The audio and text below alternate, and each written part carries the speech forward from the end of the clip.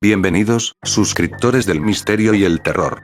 Hoy nos adentramos en un relato que podría ser solo una historia o tal vez, una advertencia. Escucha con atención y no bajes la guardia. Siempre he sido fanático de Crash Bandicoot. Recuerdo haber jugado por horas en mi vieja PlayStation 1, los sonidos chillones de Aquaku, los giros frenéticos de Crash, la música pegajosa de cada nivel. Era mi refugio en la infancia, una especie de santuario digital donde todo parecía más simple. Pero jamás imaginé que volver a ese juego, años después, traería consigo algo que pondría en jaque mi percepción de la realidad. Todo empezó una noche de sábado, mientras revolvía cajas en el desván de la casa de mis abuelos. Estaban vendiendo la propiedad, así que me ofrecí a ayudar a vaciar todo.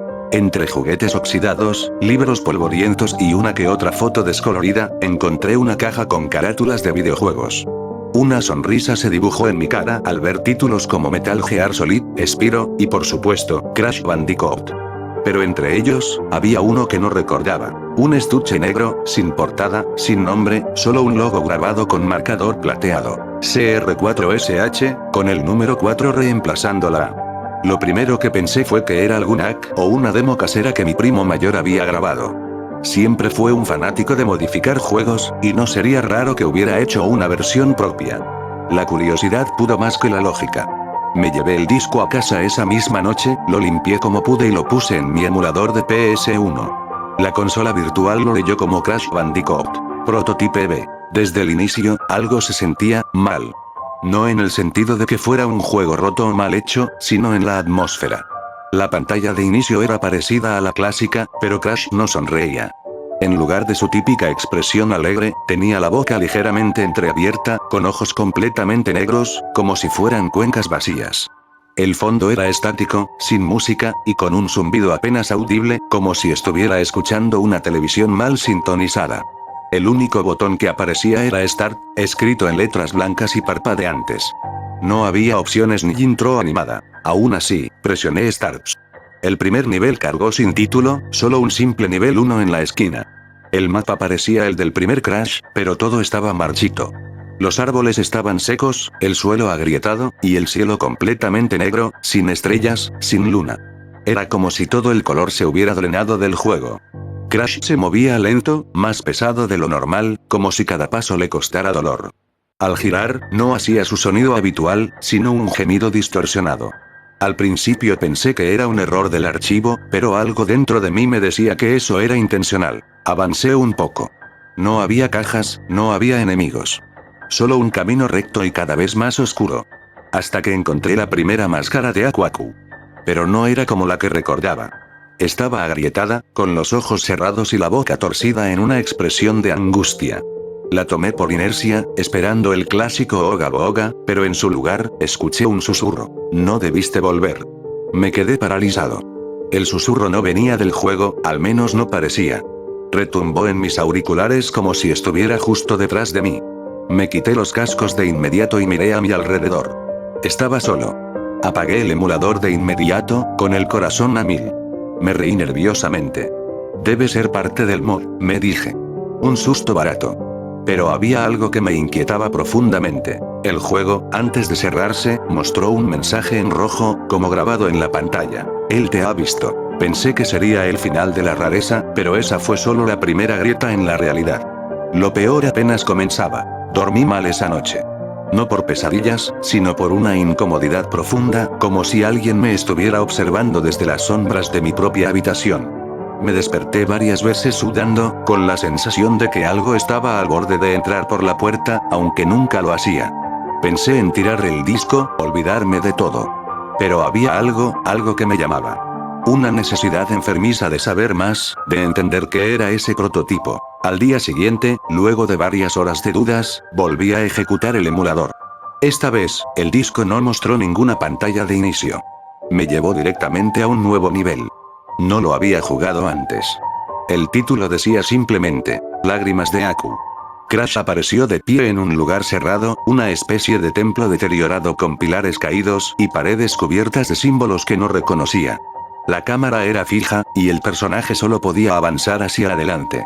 Lo extraño era que no había música, solo un sonido de respiración como si alguien estuviera justo detrás del micrófono del juego, exhalando lenta y profundamente. Avancé por un pasillo largo y angosto. Los muros estaban cubiertos de lo que parecían manchas oscuras, como si alguien hubiera arrastrado un cuerpo ensangrentado. En una esquina, encontré lo que parecía una versión distorsionada de Aquaku. Su rostro estaba derretido, con los ojos completamente blancos, sin brillo.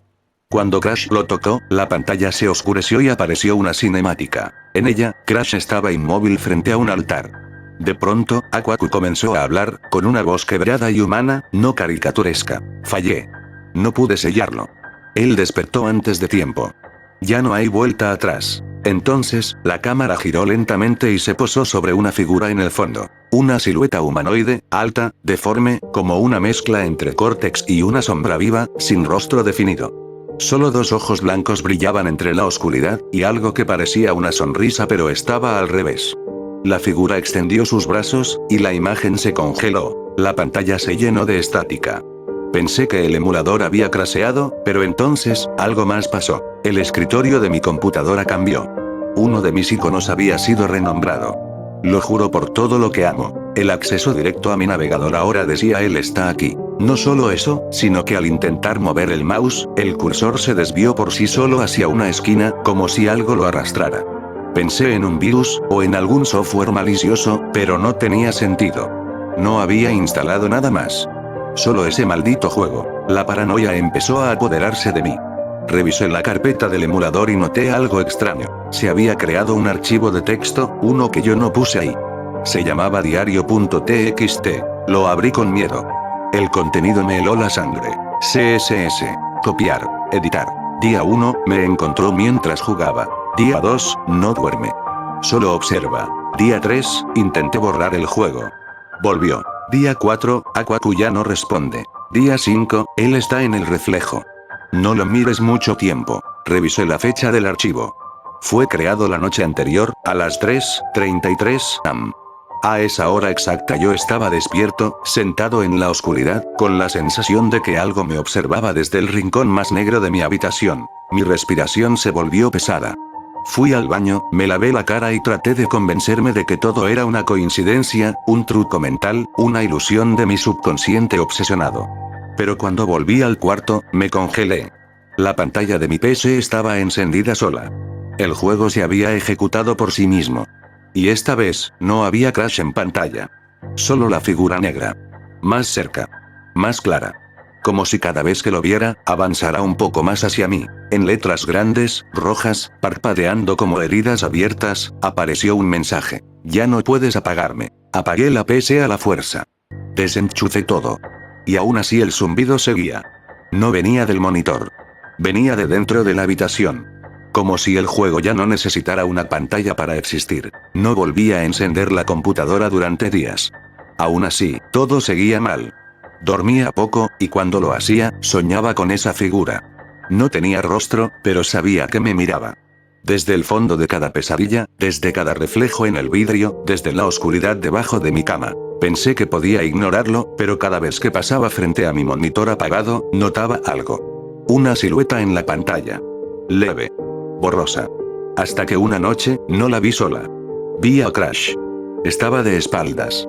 Quieto. Como esperando algo. Como si no pudiera seguir el juego sin mí. Tomé valor. Lo encendí por última vez. El juego se abrió sin que hiciera clic en nada. No hubo menú. Solo una pantalla negra y un mensaje. Última partida. Crash estaba solo en una versión descompuesta del primer nivel del juego original. Todo estaba en ruinas. Los árboles caídos. El mar completamente negro. Y en el cielo, flotando, Aquaku o lo que quedaba de él. Sin cara. Sin ojos. Murmurando frases que no podía entender, como rezos en reversa. Avancé por inercia. No había obstáculos. Solo ese silencio profundo, roto por la respiración distorsionada. Al final del camino, estaba él. La figura. Ya no era una silueta, ahora tenía detalles. Su cuerpo estaba hecho de pedazos de otros personajes del juego. El brazo de Crash, el ojo de Cortex, la mandíbula de Timmy Tiger. Pero todos deformados. Cosidos entre sí. Y cuando me acerqué, habló con la voz más humana que había escuchado en el juego. ¿Crees que esto es solo un juego?